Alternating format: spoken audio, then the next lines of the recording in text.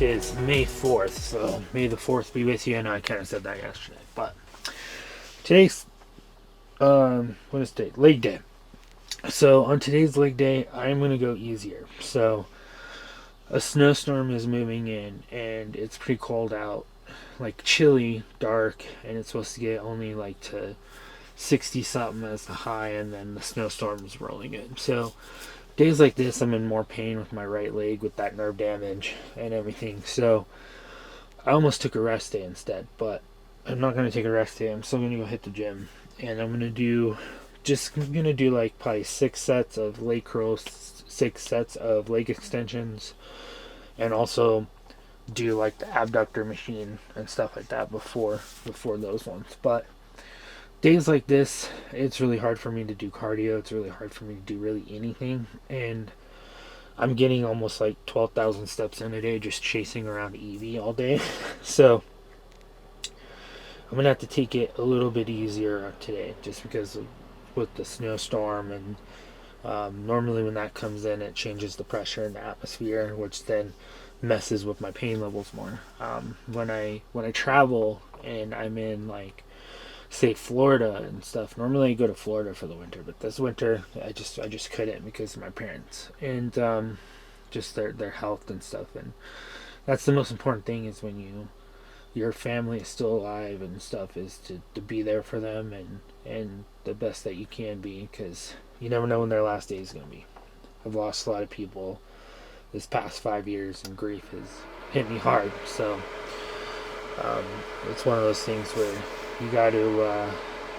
I think you should be there for people, because one day they're not going to be there, and then you're going to regret it, and you're going to be like, oh man, I didn't spend more time with them. I wish I had more time. That's the one thing we never get back, is time. So make sure your lifts count. Make sure each day that you're staying in your deficit counts, and you're on top of it, because we're almost half of the year is almost already done. So I'm already seeing a lot of people who were like, oh yeah man, like, I'm starting my fitness journey in January. Now it's May, and they haven't really lost much weight, or there's like they've already given up. So I think I've seen more people this year though in the gym compared to last year around this time. So that's a good sign. But it's just one of those things where it's like that's why it's so important to just take it day by day, and make sure every day you're on point, and then that turns into good weeks, turns into good months, turns into good years, right? So, but yeah, and then so yeah, it's just basically an easier lift today. I'm pretty freaking tired as well. I struggled to sleep last night because of the increased pain, and then having to get up with little Evie and all that stuff, and Doji, because Doji's not doing too good. So he has to be paid extra attention to as well. So it's just one of those things. When your dogs get older, you just gotta pay more attention to them. Just like when your parents get older, you gotta, help them out a little bit more. But I see a lot of people really talking about like using peptides and what's the best this and best that, and like the one thing I want to tell people, because I see it a lot in my comments too, like people ask me, just be careful. Do a lot of research. Make sure you're looking at reviews from websites. You just never know if you're gonna get bad stuff, and you just gotta be really cautious. One thing people are asking me is with my TRT, how much I do a week, and I don't. I think it's like 200 and something, but I do. Right now, I'm only at. I decided to bring it down again. Right now, I'm only at 20 milligrams a day. So I microdose. The reason why I microdose it like that and do it every single day, it just keeps in your body better. It's more natural that way, more like natural to your body, right? And it doesn't affect your blood work as much. And when you look into the overall, like your blood panels and all that, it really doesn't make my estrogen go high. It doesn't really make my blood be very thick. Even when I was at 30 to 35 milligrams a day, everything looked still really good. My blood pressure was still pretty good. Actually, my blood pressure has been crashing. So I don't know. It's been kind of crazy. I don't know what's going on with my blood pressure. I think I'm more like my mom. For some reason, hers will crash and then be sky high the next day, and then crash and then be up and crash. I don't know. It's so weird. I think mine's doing the same thing that her does.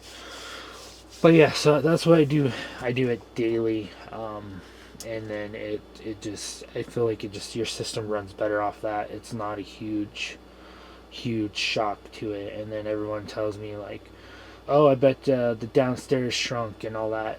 No, they didn't. So I think that's because of me doing it daily. And when I first started TRT in the clinic I was going to, um, they gave me stuff to protect them from doing that, right? And it made you more fertile as well. But I eventually took that away because I was doing the daily injects and I wanted to just see. And I took the estrogen blocker away.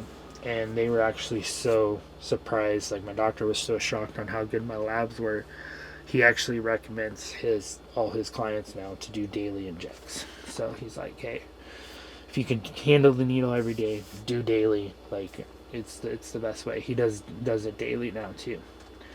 But just like I said, just be really cautious out there. A lot of social media now is pushing the content of those people who are like using a hammer to smash their face, and but like to change their bone structure, and like it's like all this like craziness. Like, I feel like the fitness content is getting pushed more into that stuff and more to like blasting gear and peptides, and I don't really see the David Goggins style. You're really starting to see like Sam's views starting to go down. You're starting to see the views of like a lot of the fitness people go down, and the ones that are like really positive and really uplifting and really like get in the gym, work on your mental health, work on your physical health, and you're starting to see more of like the ones that are like, oh yeah, blast this and this and that and this and this peptide and that, are just like completely blowing up in views. It's pretty crazy. So for some reason, they're pushing that content and not the actual content I think should be pushed that actually helps people mentally, physically. But it just is what it is. That's what people are watching now. So, but just be really cautious with it, and just really consult your doctor on some of the stuff too. There's some stuff like I don't go to my doctor about. I do it because sometimes they believe that doctors are truly just kind of for profit. I worked in the hospitals and I've seen a lot of the back end kind of stuff go on, and so I think a lot of them will be cautious around peptides, but even if they worked and did really well, I think a lot of them wouldn't suggest them just because they can't really patent them and they can't really control them very much. So that's why as well. But you just really want to be careful, because if you get a bad source from like China or something, it can really damage you. It can really hurt you. You can go to the hospital. You can seriously die. So just be really cautious and everything. There was a guy actually at the Vasa here in town who was trying to sell kids stuff, and like I mentioned it before, and I looked like black tar. So don't be buying off shady people. So, anyways. I'm going to go ahead and head to the gym, and I'm going to drink my pre at the gym, so then the time I'm done with glutes, it's already ready to hit for legs.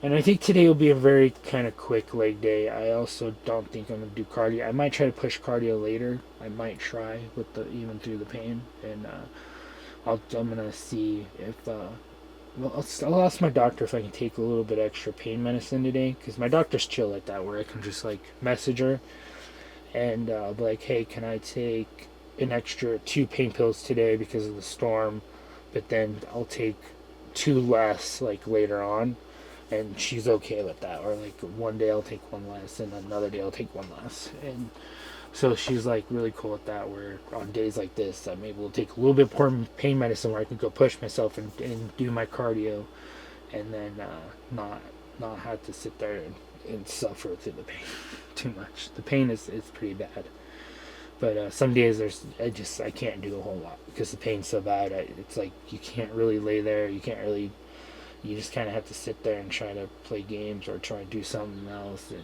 But yeah, I don't know. But let's get to the gym, get started on this leg day, and then yeah, check the leg pump. I noticed my right leg is getting more defined, so that's working slowly, but it's working. So, and that's, I don't mind doing it slow. So also, I might try some days where I do it fasted and just kind of see how fasting is. But I can't remember. I was seeing somewhere, like, because people were like, oh yeah, like, I'll fast for like 3 or 4 days. I don't think you should do that, because I think you'll just over restrict and then you'll just go crazy when your fast ends. And if you do that too many times, you just ruin the whole progress of the fasting. There's no point. So I see some people who fast for 48 hours and then they'll binge eat like crazy afterwards because they just can't take it anymore, and then they ruin the 48 hour fast. So I can't remember if it's 32 hours or 48 hours. I can't remember, but if you fast for too long, you start to lose muscle because um, your body starts taking your muscles and utilizing the protein. So that's just a heads up there. So if you're into fasting, that's great. That's awesome if you could do it, but I wouldn't go past 32 to 48 hours because your body starts eating your muscle. That's why you see a lot of people who are that keto and fast and all that. That's why they get a lot of skinny fat and lose a lot of muscle and all that stuff. So I rather get into protein synthesis. I think a good way of doing it would be, especially on a cut, is fast until like I fast 16 hours. You can go lift fasted if you want. I don't like the lift. Well, I don't know. I'll try it more. I'll give it more of a chance before I say that. Go lift fasted, whatever you want to do, and then fast for 16 hours, but at least just have protein. Make sure you get protein in, so you start entering protein synthesis and healing and building your muscle. But anyways, enough talking. Let's get to the gym.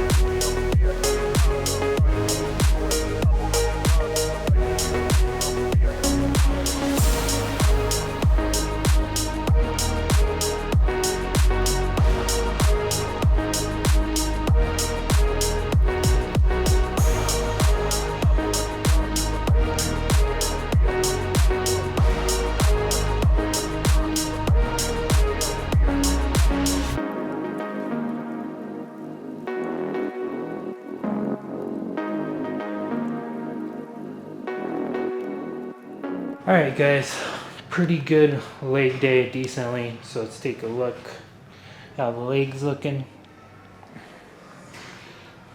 Actually, this leg's looking a little bit bigger right now. It keeps spasming on me. It's like spasm. But yeah, decent lift. Didn't do calves today because I'm gonna do incline walking, so that's gonna hit my calves. But pretty good, decent leg day, so not bad at all. My chest feels ready to go, so tomorrow we'll hit chest, no rest day. And then I'm gonna do an hour of cardio today and just keep going and keep pushing and keep stacking these days. So pretty easy leg day, 4 hard sets of each one. You guys only saw 3 of each one because I record for short form content as well. But I know a big snowstorm's coming in tonight, and so no fishing or anything like that like I was kind of planning on to. I'm gonna go get my fishing license up, and then we'll start coming out with some other content of like me up in the mountains hiking and fishing and stuff.